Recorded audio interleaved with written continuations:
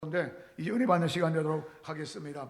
참 옛날에 비할 건 없지만은 옛날에 비하면 지금 우리는 참 풍성한 풍요를 누리고 있다, 이렇게 참 볼 수가 있겠습니다. 물론 국가적으로 또는 사회적으로 또는 개인적으로 여러 가지 계본이 있지만 사이는 차이가 많이 있지만은 전체적인 상황 봤을 때 옛날에 비하면 참 풍요로운 시대에 우리가 살고 있다 하는 것들을 우리가 생활을 통해 볼 수 있지요. 심지어 시골 저 구석 가도요, 집집마다 웬만하면 다 자가용이 있습니다. 자가용.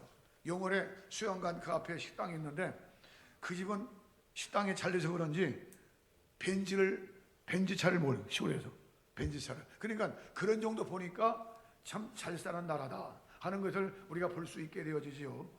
이런 얘기는 참 이상합니다만은 우리가 옛날에 다른 나라에 돈 벌러 갔잖아요. 사우디에 돈 벌러 가고 또 참 소득 광부로 관의사로 돈 벌러 가고는 그 눈물겨운 현장도 있었지만은 다른 나라들이 우리나라에 지금 돈 벌러 오잖아요.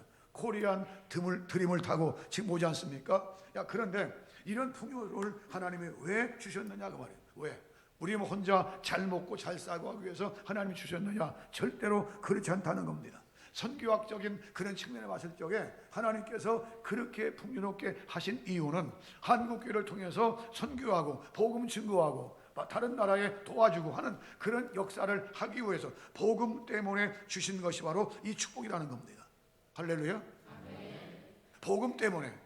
그러니까 우리가 복음을 받았고 하나님의 축복 가운데 이렇게 살면은 이제는 선교해야 돼요. 복음 증거하는 그런 일에 앞장서야 된다는 말입니다. 그런데 교회가 그렇지 못한 교회들이 참 의외로 많아요. 그래서 우리 교회는 하나님 선교한 교회로 쓰임받도록 축복해 주시기를 원합니다. 일찍부터 그렇게 눈을 뜨고 기도해 왔다고 말이죠. 지난 과거 역사로 봤을 때 선교를 하는 국가들은 하나님이 축복하셨습니다. 일찍이 산업혁명을 일으켰던 17세기에 영국을 비롯해서 구라파를 비롯해서 영국은 해가 지진 나라.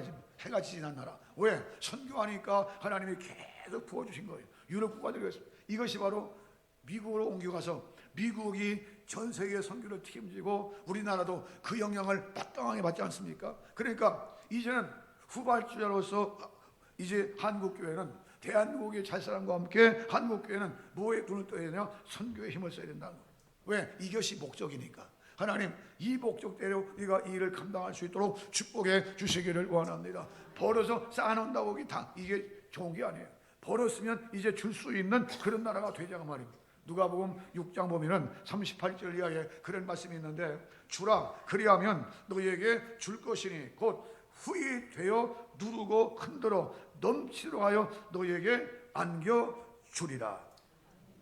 아주 흔들어서 넘치도록 너에게 줄 것이라. 그래서 이 부분을 벵게레나 신학자가 해석해 놓기를 뭐라 했는가 하니, 마른 곡식을 눌러서 주듯 그에게 넘치게 할 것이고 라고는, 또 이제 후이 되어라고는 이 말은 뭔 뜻이냐 할 때 좋은 말, 사기치는 그런 말이 아니고 좋은 되박, 이 되박대로 갚아주시겠다라고는 그런 뜻이라는 겁니다. 옛날에 시골 살 때 서울을 왔는데 그 쌀 한 톨이 얼마나 귀할 때, 1960년대니까 참 귀한 때예요. 그런데 쌀가게 가서 쌀을 사는데 말을 시골에서 방앗간에 사면 수북하게 이렇게 줬거든요, 시골에는.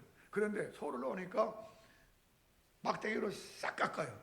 싹 깎아내리는데 막대기가 가운데 볼록해. 그러니까 싹 깎아내니까 쑥 들어가죠. 또 나중에 보니까 말 밑에 보니까 이만큼 올라왔어 이게. 그러니까 몇 홉이 없어지는 거, 몇 홉이. 그러니까 그걸 보시면서 참 서울인심 사납다라고는 걸 느낀 적이 있습니다만은 옛날 얘기지 다. 옛날 얘기인데 하나님께 우리에게 주실 때는 그런 게 아닙니다. 정말로 후하게 주시는데 누르고 넘쳐서 하나님 주시게 약속해 주신 줄로 믿습니다. 그런데 블루모라는 신학자가 있습니다. 이 신학자가 말하기를 뭐라겠는가 하니, 하나님께서 그렇게 일하실 때는 사람을 통해서 일하시고 축복해 주신다. 축복을 주실 때도 사람을 통해서 주신다는 겁니다. 문제는 사람들이 너무 이기주의예요. 받기만은 알았지 줄 줄은 몰라요. 그냥 받고 그냥 쌓고 내 것만 만들고 여기만 눈 떠 있지, 그래서 줄 수는 없다고 말입니다. 그래서 거기에 병폐가 온다는 거예요. 그래서 유명한 스웨덴 신학자 한 사람이 있습니다만은 그 구스타프 아울렌이라는 그런 신학자인데, 구스타프 아울렌이 그런 말합니다. 하나님을 믿는 하나님의 성도는 절대로 그렇게 이기주의로 욕심부리면 안 된다는 거예요. 받았으면 베풀 수 있는 심령이 되라는 거예요. 하나님께 축복받았으면 무언가를 줄 수 있는 심령이 되라는 겁니다. 야, 그러면 왜 이런 말씀드리냐? 여기 본문을 이해하기 위해서예요. 예수님께서 복음을 증거하기 위해서 이제 가는 곳마다 많은 사람들이 인산인해를 이루었습니다. 그야말로 그냥 구름대까지 몰려드는 거예요. 오늘 이날도 아침부터 시작해서 사람들이 막 모이기 시작하는데 저녁 해질 무렵까지 계속 하나님 말씀을 듣습니다. 병든자가 막 일어납니다. 눈이 떠집니다. 안진매가 막 일으킵니다. 사람들이 소문을 듣고 막 모여드는 거예요. 그런데 어느덧 해가 질 때 됩니다. 예수님이 보실 때 그들을 그냥 돌려보내면 그야말로 참 굶겨서 가다가 기진할까 한, 그러니 제자들에게 얘기합니다. 얘들아, 너희가 좀 먹을 걸 줘야 되겠다. 그때 제자 말함 베드로 빌립이 말하기를, 예수님, 이곳은 광야입니다. 광야고 이 사람들을 다 먹이기 위해서는 200데나리온이 있어야 됩니다. 200데나리온일 것 같으면 그 당시에 하루 품삯이 1한 데나리온이야. 그러니까 200일치 돈이 있어야 되지만 그 돈도 없지만 돈이 있다 할지라도 금방 와서 이제 이 먹을 걸 넣었습니까? 그 얘기예요. 그때 안드레가 말합니다. 예수님, 여기 적은 아이가 있는데 버리도 달과 물고기 2마리를 가지고 있습니다. 그런데 이까지 그거 무슨 소용이 있겠습니까? 그 얘기입니다. 그때 예수님께서 그 버리도 5개 물고기 2마리를 놓으시고 하나님을 향해서 기도하십니다. 감사 기도하신 다음에 떼어줘라 하고 떼어주기, 50명씩 100명씩 함께 하시고 그들에게 떼어주십니다. 떼어주고 다 먹고 배부르게 먹고 남은 조각이 12바구니가 남기게 되었다라고 하는 이 사실이 마태복음 14장에, 요한은 여기 6장에 기록해 놓았습니다만은 오늘 이 말씀을 우리가 수없이 들었고 또 읽었지 않습니까? 그런데 이 시대에 비추면서 다시 한번, 하나님, 나는 어떤 위치에 놓여 있습니까? 나의 위치는 어디에 있습니까? 나의 신앙은 어디에 있습니까? 라고는 그런 개념을 받아들이면서 하나님 다시 한번 이 말씀을 등한해 받는 시간 될 수 있도록 축복해 주시기를 원합니다. 우리 먼저 믿고 구원받은 그리스도인들, 하나님의 교회는 절대 이 시대 가운데 그냥 있으면 안 돼요. 무언가를 해야 되는데 뭘 할 것이냐 그 말입니다. 여기 말씀을 통해서 몇 가지를 생각해 보면은, 첫째로 풍성한 기적 현장이지요. 그야말로 기적 중에 이런 기적이 있습니까? 이런 풍성한 기적의 현장에는 따라하시죠. 희생적 일이 있었다. 기적 현장 가운데는 그냥 기적이 나타나는 것이 아니라 어린아이의 희생이 있었다는 겁니다. 기적은 그냥 나타나는 게 아닙니다. 희생이 있어야 되겠다는 겁니다. 수없이 우리가 들었잖아요. 수없이 읽었습니다. 그런데 현장이 어떤 현장이냐? 광야입니다. 광야고, 그리고 그곳은 참 사람들 많이 모였지 먹을 것이 없어요. 그냥 돌려보내면 그들이 길에서 기진할 까나오니 예수님 말씀하십니다. 이런 때에 필요한 것이 어린아이의 희생이었다는 겁니다. 오늘 우리가 살고 있는 시대는 과연 어떤 시대냐? 마치 광야 같은 시대예요. 광야 같은 이런 빈들이요 어려운 시대입니다. 이런 때에 믿음의 성도들은요, 희생하되 심지어 마음 하나라도, 이웃에게 마음 하나라도 사랑을 줄 수 있는 사람, 마음을 줄 수 있는 사람, 무언가를 베풀 수 있는 그리스도인들이 되어야 되겠다는 겁니다. 꽉 막힌 그런 신앙이 되면 절대로 안 된다는 겁니다. 우리가 신본주의, 인본주의 그렇게 말하지요. 하나님을 믿고 예수 그리스도 안에 있는 사람들을 신본주의라고 합니다. 그리고 하나님을 믿지 않고 예수를 믿지 않는 사람들은 다 인본주의다 이렇게 말해요. 그런데 뭐가 인본주의고 뭐가 신본주의냐? 바로 예수 그리스도 안에서 확실한 믿음이 있느냐 그 말입니다. 확실한 믿음이 있느냐? 여기 제자의 말이 틀린 거 아니에요. 빌립이 틀린 게 아닙니다. 예수님, 이것은 광야입니다. 그리고 바로 이것은 어떤 곳입니까? 바로 광야인 동시에 먹을 것이 없습니다. 모인 숫자는 이렇게 많이 모였습니다. 200데나리온이 있어야 됩니다. 그야말로 육신적인 계산법으로는 틀린 게 아니에요. 맞는데 문제는 이들 속에 안드레도 마찬가지입니다. 안드레도 마찬가지예요. 이것이 이들에게 무슨 소용이 있겠습니까? 얼마나 되겠습니까? 그 말은 작게 요긴하게 요기만 할지라도 200데나리온입니다. 이게 무슨 소용이 있겠습니까? 그게. 그러니까 이들에게는 계산법이 육신적인 이성적인 계산법은 있었지만 믿음의 계산법이 없었다는 겁니다. 예수 그리스도 안에 있는 사람들은요, 믿음의 계산법이 있어야 돼요. 육신적이고 계산법 그런 것이 아니라 영적인 이제 계산법, 신앙적인 계산법이 내 안에 있도록 하나님의 성령이 축복해 주시기를 원합니다. 물론 걱정스러운 마음으로 했겠지요. 예수님, 이것이 무슨 일이겠습니까? 라고 그런 은사는 육신적인 의미에서 걱정스러운 그런 말은 되겠지만 영적인 의미는 아니다 그 말이죠. 따라서 오늘 시대 가운데 다 마음을 닫고 삽니다. 마음을 닫고 살고 나밖에 모르는 이기주의 가운데 살고 있지만 그리스도인들은 정말로 믿음이 있다면 하나님, 내 믿음을 가지고 다른 사람에게 줄 수 있는 심령 될 수 있도록 하나님의 권능이 함께 주시기를 원합니다. 믿음도 주고 사랑도 주고 인심도 줄 수 있는 심령이 되자 그 말입니다. 마태복음 17장 23절 이하의 말씀 보면은 그 어린아이를 고치시는 장면이 나오죠. 예수님이 변화곡대에 올라가셔서 변화하신 다음에 내려오셨습니다. 내려왔더니 어떤 아버지가 자기 아들이 귀신 들려서 불에도 넘어지고 물에도 넘어지는 거예요. 이때에 왔는데 9제자가 고치려고 못 고치는 거예요. 예수님 오시자 얼른 말합니다. 예수님, 못 고쳤습니다. 내 아들 좀 고쳐주세요. 할 수 있거든 내 아들을 고쳐주세요. 마태복음 17장 얘기입니다. 할 수 있거든. 그때 예수님 하시는 말씀이 할 수 있거든이 무슨 얘기냐? 따라하시죠. 믿는 자에게는 능치 못함이 없느니라. 할 수 있거든이 무슨 말이냐? 믿는 자에게는 능치 못함이 없느니라. 바로 이 말씀처럼 이 아이에게도 마찬가지입니다. 이 아이에게도 자기가 가지고 있는 작은 것이지만 주 앞에 드리는 희생, 바로 이 현장 앞에 하나님의 기적이 나타났다 그 말입니다. 그런데 실상 매일같이 기적을 보았습니다. 많은 기적을 보았고 말씀을 들었음에도 불구하고 제 아들은 그런 믿음의 눈이 뜨지 못했습니다. 이게 얼마나 되겠습니까? 그러는 거예요. 오늘 우리가 수없이 말씀을 듣고 하지만은 하나님, 내 믿음의 눈이 떠지게 하시고 영적인 눈이 떠지게 하시고 육신적인 계산이나 영적인 계산, 이성적인 계산이나 하나님의 말씀의 계산을 할 수 있도록 영적인 능력이 내게 있도록 축복해 주시기를 원합니다. 그래서 유명한 신학자인 크란필드라고 하는 그런 사람이, 크란필드가 있는데 믿음을 가진 사람들은 주께서 하시는 일에 한정을 두면, 즉 제한, 한정을 두면 안 된다. 믿음을 가진 사람들은 주님이 하시는 일에 대해서 한정적인 계산은 되면 안 된다.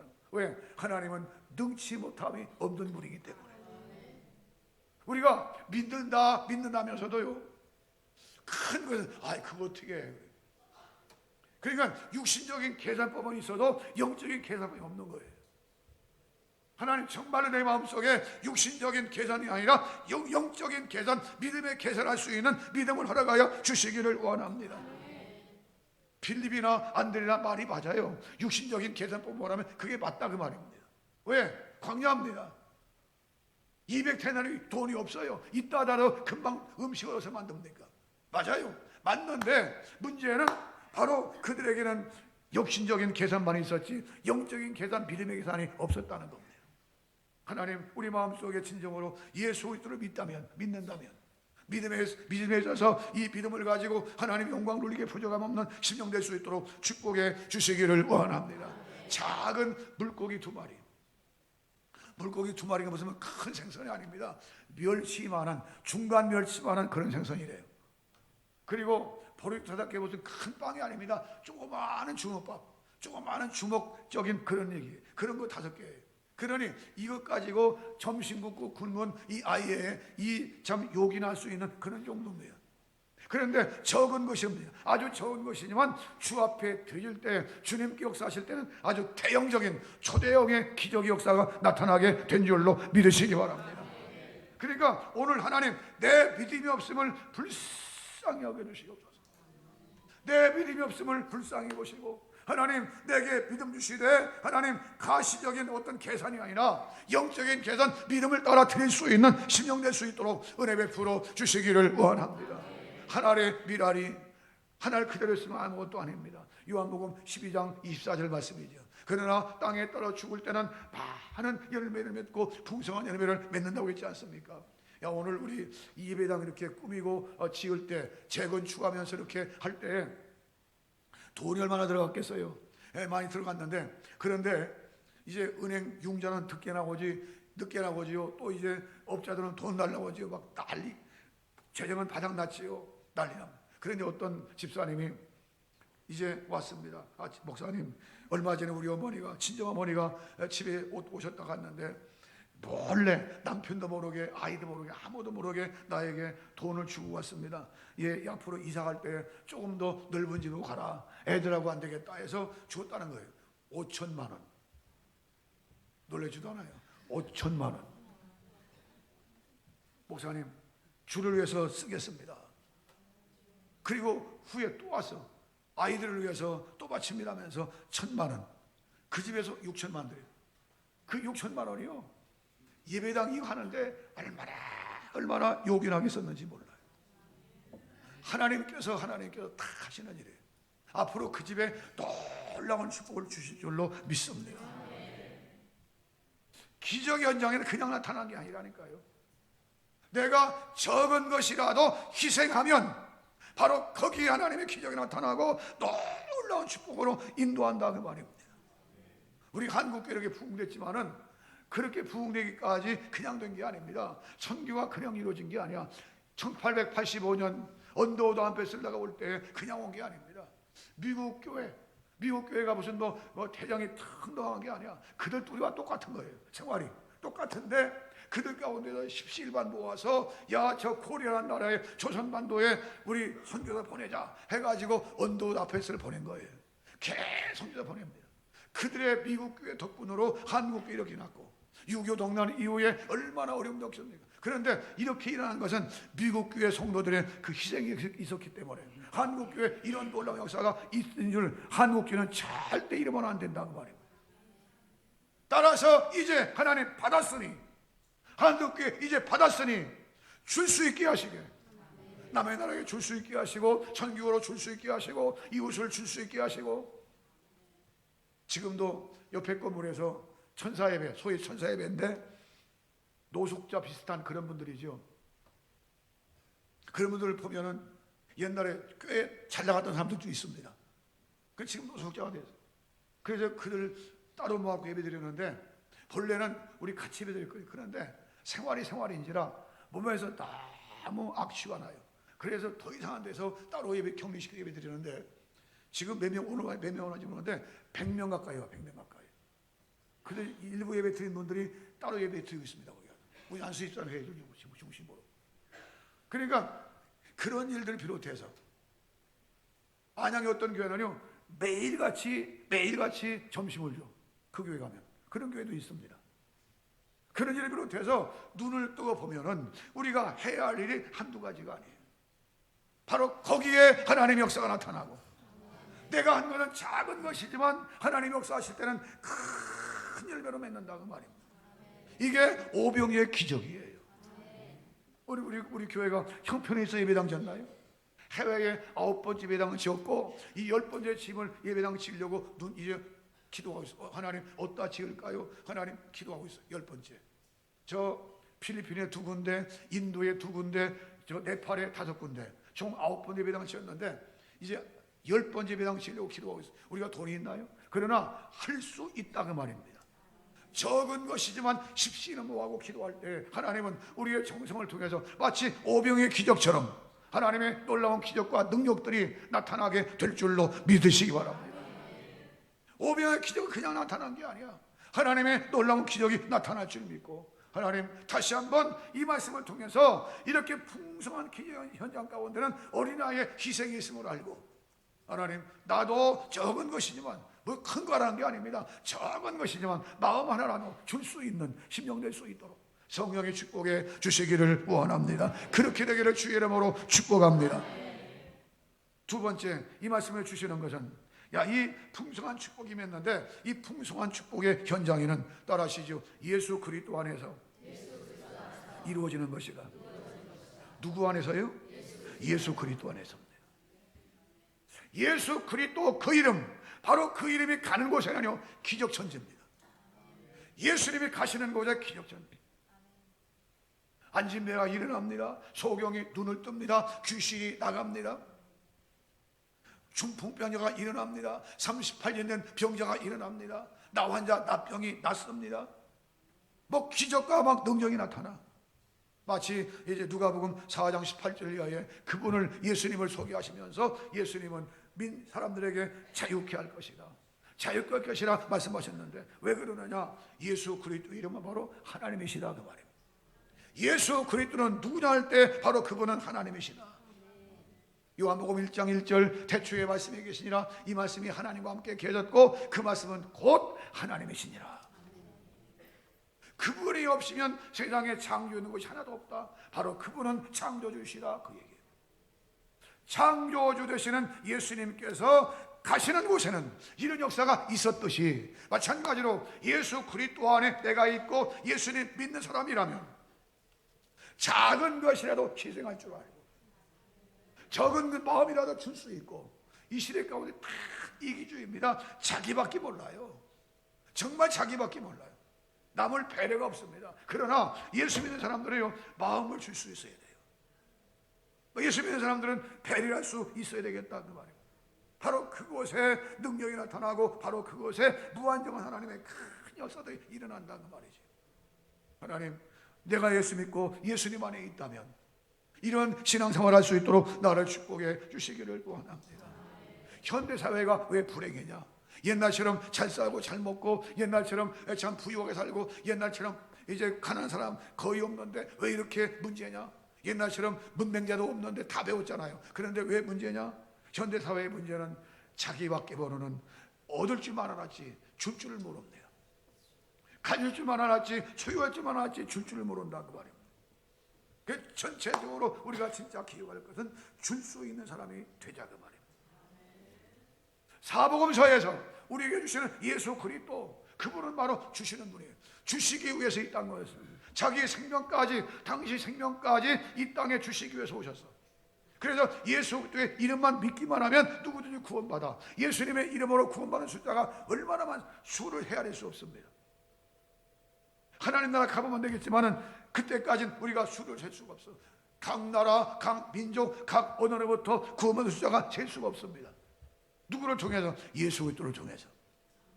따라서 오늘 작은 내 존재지만 우리 하나님 주님 본받아서 내가 줄 수 있게 해주시고 주는 곳에 풍성한 역사가 나타날 수 있도록 은혜 베풀어 주시기를 원합니다. 빌립보 2장 5절 이하에 너희는 이 마음 품으라 곧 그리스도 예수의 마음이니. 저는 근본 하나님의 본체시라, 하나님의 본체시래요. 하나님과 동등됨을 취할 것을 여기지 아니하시고 자기를 비워 종의 형체를 가지고 죽기까지 복종하였으니 곧 십자가에 죽으심이라. 그러면 하나님이 그를 지극히 높여 모든 무릎을 그에게 꿇게 하시고 모든 입으로 주라 시인하여 하나님께 영광을 돌리게 하셨느니라. 바로 예수 그리스도입니다. 바로 그 예수 그리스도 안에 내가 있으면, 주님이 그 주님이 내 안에 계시면 이런 역사를 할 수 있다는 말입니다. 그래서 바울 신학에 중요한 그 용어가 있습니다만은 바울 신학의 중요한 용어입니다. 엔토 크리스토스라고 하는 이 헬라어인데, 엔토 크리스토스, 그리스도 안에, 그리스도 안에, 바로 그리스도 안에 내가 있으면, 또 주님이 내 안에 계시면 이 역사는 지금도 나타날 수 있는 줄 믿고, 하나님 이런 믿음 가운데 내가 서게 해 주시옵소서. 많은 신학자들이 이런 부분을 해석해 나가면서 그렇게 얘기합니다. 이 아이가 어떻게 자기도 먹으면 좋은데 어떻게 예수님을 생각하고 예수님의 기억을 드릴 수 있었느냐고 말입니다. 그때 많은 신학자들이 대답합니다. 이 아이가 예수님의 하시는 일을 보고 예수님 하시는 말씀을 듣고 예수님 하시는 기적을 보고 은혜 받았다는 거예요. 은혜 받고 감동되어서 주님께 드렸다는 겁니다. 오늘 우리가 정말로 예수 믿고 구원받아 은혜 받고 하나님의 백성이 된 그런 확신만 있다면, 그런 믿음 가운데 있다면 바로 이 아이처럼 하나님께 헌신할 수 있다는 얘기입니다. 하나님, 우리 마음속에 이 믿음 가운데 서게 하여 주시옵소서. 이 믿음 가운데 우리가 설 수 있도록 축복해 주시기를 원합니다. 제가 어릴 때 부른, 주일학교에 부른 찬송이니까 이 부분 찬송이에요. 이런 찬송이 있었습니다. 베세다 들녘에서 보리떡 받침 그 아이 믿음 갖고 살게 하소서. 어릴 때 부른 찬송이니까 베세다의 들녘에서 보리떡 받친 이 아이, 우리가 그때 어린아이 때니까 이 믿음 갖고 살게 해주옵소서. 부른 찬송이 어저께처럼 느낍니다마는 하나님, 우리가 이 아이처럼 정말 은혜 받고 예수님 안에 있다면 이런 기적을 맛볼 수 있도록 성령의 축복에 현실을 축복해 주시기를 원합니다. 그런 현장이 되기를 주의 이름으로 축복합니다. 아웅다웅 그런 생활 가운데서 좀 마음을 넓히고 이런 생활이 중요해요. 마지막 한 가지 더 말씀드리면 이 풍성한 축복인데 이 풍성한 축복은 어떻게 나타날 수 있느냐? 따라하시죠. 적은 것을 드렸지만 주님은 크게 쓰셨다. 그야말로 적은 거예요. 누가 그 아이가 받은 걸 크다고 하겠습니까? 그렇잖아요. 보리도 5개, 그거 참 오늘 우리 아이들에게 먹으려면 그걸 어떻게 먹어? 그럴 거야 아마. 그 당시에 것이니까 그거 어떻게 먹어? 그럴 거야 아마. 옛날 모시할 때에 그 밀꿀이 뭔지 아십니까? 밀을 다 다져가고 이렇게 그 하얀 가루 뺀 다음에 껍데기, 밀 껍데기 밀기울이야. 그걸 이렇게 뭉쳐나가 나중에 술 만들잖아요. 발효식품 만들잖아요. 어떻든 간에 그거에다 쑥버무리, 하얀 가루도 아닙니다. 그 껍데기로 쑥버무리 한 거. 요즘 아이들 주면 그거 어떻게 먹어? 그럴 거야 아마. 그런데 옛날에는 그것도 없어 못 먹을 때가 있었습니다. 그러니까 생각해 보세요. 지금 현대판 눈으로 보면 너무나 보잘것없는 것이 보리도 5개 물고기 2마리입니다. 너무 적은 거야. 그런데 그렇게 적은 것이지만 주님께 마음을 열고 드릴 때에 우리 주님은 크게 역사하셨다는 말입니다. 내가 주 앞에 할 수 있는 것 작은 겁니다. 예수님 말씀하셨지요. 그 달란트 비유에서 마태복음 25장 이제 19절 이하의 달란트 비유에서 말씀하셨는데, 잘했다 착하고 충성된 종아, 네가 작은 일에 충성하였으니 내가 많은 것으로 내게 갚아주마. 내 아버지 즐거움에 참여할지어다. 뭐 큰 것에다 그런 게 아닙니다. 작은 일에 충성하였음에 라고 하신 거예요. 여기도 어린아이가 할 수 있는 것 작은 것 주 앞에 드렸어요. 그런데 우리 주님이 하실 때는 크게 역사하셨어요. 우리가 할 수 있는 것이 뭐가 있겠어요? 살아온 생애를 쭉 어떤 때를 뒤돌아봅니다. 뒤돌아보면 내가 산 게 아니야. 하나님께서 내 생애를 인도하셨더라고요. 내가 산 게 아닙니다. 하나님께서 나의 생애를 이끌어 주셨더라고요. 앞으로 마찬가지입니다. 어떻게 살까요? 걱정하지 마라. 내가 네 길을 인도하마. 그러니까 하나님께 드리는 거예요. 하나님 바칩니다. 드리는 거예요. 주 앞에 드리면 그 희생을 통해서 우리 주님은 큰 역사를 이룰 수 있다고 말입니다. 1960년대에 그 신학자입니다마는 세속도시를 썼던 사람입니다. 하비콕스라는 사람. 이 하비콕스라는 사람이 그 당시에 유명했었는데, 이 세속도시에서 그런 말을 합니다. 책에서 뭐라고 하는 거니? 교회가 해야 할 일, 교회가 해야 할 사명이라는 말은 바로 성도가 해야 할 일이지요. 그게 뭐냐? 복음 선포라는 겁니다. 캐리그마, 복음 선파. 두 번째로 성도의 교제, 코이노니아, 성도의 교제. 세 번째는 뭐냐 할 때 봉사, 디아코니아, 봉사랍니다. 그러니까 하나님의 교회, 즉 성도가 할 일은 그 세속도에서 말하기를 뭐라고 하냐면 복음 선포다, 성도의 교제다, 그리고 성도들이 봉사다.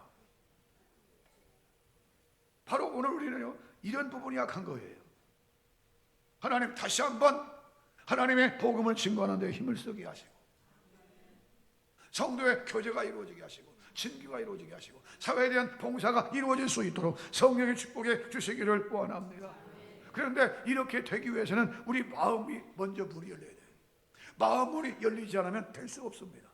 오늘 이 아이가요, 마음에 있었겠지요. 마음을 은혜 받고 있었는데 그거를 마음문을 열고 행동으로 옮기지 않으면 아무 소용없어.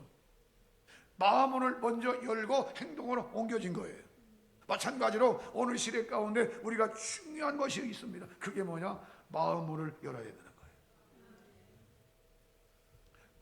신학적으로 자유주의 계통의 신학자이기 때문에 신학적으로는 우리가 좀 맞지 않습니다만은 독일 신학자 가운데 위르겐 몰트만이라는 사람이에요. 몰트만. 이 몰트만이라는 신학자가 뭐라고 했는가 하니, 현대교회는 하나님을 향해서 열려야 된다. 마음 문이 열려야 된다. 하나님을 향해서 마음 문이 열려야 하고, 또 한 가지 이웃을 향해서 마음 문이 열려야 하고, 또 미래를 향해서 마음 문이 열려야 된다. 기본이죠. 하나님께 관하여 마음 문이 열려라. 기본입니다. 하나님께 마음을 닫히면 자기만 손해입니다. 마음을 열어야 돼요. 은혜 받기 위해서는 마음이 열려야 됩니다. 축복받기 위해서는, 말씀 받기 위해서는 마음이 열려야 돼요. 마음을 꼭 닫고 귀만 들어봤자 한 귀로 왔다 한 귀로 흘러버려요. 아무 소용없어요. 마음을 열어야 돼요. 또 이웃을 향해서 마음을 열어야 돼요. 비록 아파트 문은 다 꽁꽁 잠궈놓고 복음도 안 받으려는 그런 시대지만, 그러나 이웃을 향해서 성도들은 마음을 열어야 됩니다. 마음을 열고 들어가야 돼요. 그리고 그들을 받아들여야 됩니다. 이게 마음을 열어야 돼요. 그리고 현재 그냥 코앞에만 안주하지 말고, 현재만 안주하지 말고 미래를 향해서 이제 마음을 열어야 돼요. 꿈을 가지라 그 말입니다. 비전을 가지라 그 말입니다. 미래에 이제 분명히 가지라 그 말입니다. 내가 언제까지 이 모양 이 꼴이 아니라 미래를 가지고 살라 그 말입니다. 그리고 더 나아가서는 이 땅뿐 아니라 영원한 하나님 나라까지 바라볼 수 있는 눈, 이게 중요하다 그 말입니다. 이 몰트만의 사람이 자유신학자지만 좋은 말을 했어요. 하나님께 대하여 문이 열리고, 이웃을 향해서 문을 열리고, 그리고 하나님 미래를 향해서 문을 열리게 하시되 미래 지향적인 심령이 될 수 있도록 성령의 축복해 주시기를 원합니다. 바로 거기에 발전이 있고 미래가 있다 그 말입니다. 우리 자녀들에게 미래가 밝혀져야 돼요. 하나님 다시 한번 이 말씀을 통해 강조합니다. 마음문이 열려야 돼요. 하나님 마음문이 꼭 닫힐 것이 아니라 마음문 열어놓고 하나님을 향해서 마음문 열어놓고 은혜 받게 해주시고, 말씀 받아들이게 하시고, 마음문 열어놓고 이웃을 향해서 받아들이고 줄 수 있게 해주시고, 마음문 열어놓고 미래를 향해 달려갈 수 있는 내 신앙 우리 가정 될 수 있도록 하나님의 성령의 축복해 주시기를 원합니다. 바로 이런 곳에 하나님의 기적이 역사했는데 어린아이의 마음이 열린 겁니다. 열리고 주님께 작은 것이만 드렸더니 이런 큰 풍성한 기적의 현장을 보게 하셨듯이 우리 은평교회 모든 성도들에게 하나님 마음문이 열려지게 하시고, 그래서 주님과 통화하게 하시고, 언제나 은혜 속에 이런 기적을 맛볼 수 있는 그런 현장이 될 수 있도록 하나님 축복해 주시기를 원합니다. 우리가 무슨 거대한 것부터 이런 거 얻는 게 아닙니다. 작은 어린아이의 행동으로부터 이런 일을 보았어. 마찬가지로 우리가 어떤 거대한 것 이런 거 찾는 게 아니야. 작은 행동 하나, 우리 교회 안에서 모든 행동 하나, 이웃에서 모든 작은 행동 하나가 바로 이런 기적의 현장이 될 수 있도록 하나님의 성령의 축복해 주시기를 원합니다. 기도하면서 은평교회 모든 성도들이 하나같이 오병이의 풍성한 축복의 현장 가운데 날마다 승리할 수 있는 성도들이 모두가 되기를 주의 이름으로 축복합니다. 축복합니다. 기도하겠습니다. 우리 함께 통성으로 함께 기도할